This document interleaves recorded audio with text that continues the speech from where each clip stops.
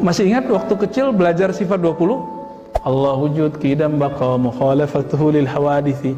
Nah ini sekarang mau dihancurkan Pak akidah ini oleh sekelompok orang. Dianggap itu ajaran sesat. Kenapa?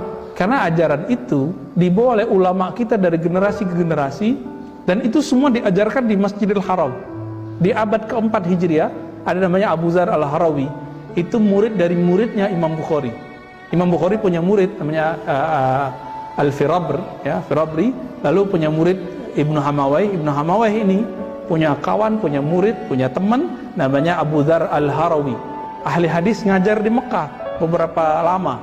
Karena dia ngajar di Mekah, menyebarlah akidah Ahlussunnah Asy'ariyah itu Asy'ari sifat 20 sampai ke semua negeri, termasuk negeri kita. Namanya Abu Dzar Al-Harawi, dan dia pakar Sahih Bukhari. Itu sebabnya dari masa ke masa pemegang otoritas Sahih Bukhari, ilmu hadis, pasti Asy'ariyah. Tapi sekarang muncul gerakan ini ingin membid'ahkan Asy'ari. Sekarang ustadz-ustadz muda seperti saya itu berani ngomong di YouTube, di TV channel mereka, Asy'ariyah sesat gitu. Berani Pak ngomong begitu sekarang.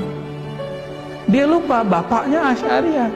Dulu yang mengislamkan negeri ini Asy'ariyah semua. Mekah sampai tahun 80-an yang ngajar di Masjidil Haram masih banyak yang Asy'ariyah. Setelah mereka kemudian buat scholarship ya, kemudian ketemu tahun 70-an itu mereka ketemu tambang minyak. Dibaca itu oleh kawan dai-dai, ulama-ulama yang sedikit ekstrim. Akhirnya disingkirkanlah dengan pendanaan, dibuatlah penerjemahan. Jadi dua haji pulang tahun 80-an, 90-an dapat bukunya isinya ya misionaris kelompok ekstrim itu. Teman kita berkilah, lah nggak mungkin dong Allah menyerahkan kota suci ke kelompok ekstrim. Ya kita tanya, kamu tahunya tahun berapa kelompok ini menguasai Mekah?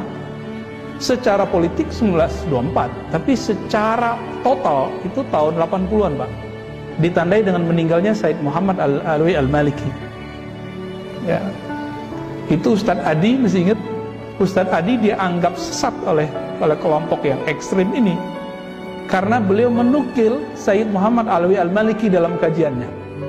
Langsung keluar tuh ya, si Fulan mengatakan Adi Hidayat mengutip berhala Mekah namanya Said Muhammad. Ulama Mekah udah turun-menurun di sana, pengajar di Masjidil Haram diangkat sebagai berhala, bayangkan Pak. Begitu, jadi mereka ini meletakkan perbedaan kecil di bab akidah. Ini bahaya nih. Maka kita harus gerilya pelan-pelan.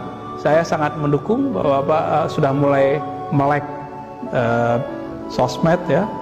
Masukkan kajian-kajian kita yang moderat, yang sesuai dengan akidah Ahlussunnah, bermanhaj yang wasati, moderat, itu ke dalam kajian-kajian yang bisa dijangkau oleh orang-orang dari rumahnya gitu. Ya susah-susah dikit nggak apa-apa lah, repot-repot dikit tuh. Mereka repot-repot kan dari tadi ngetes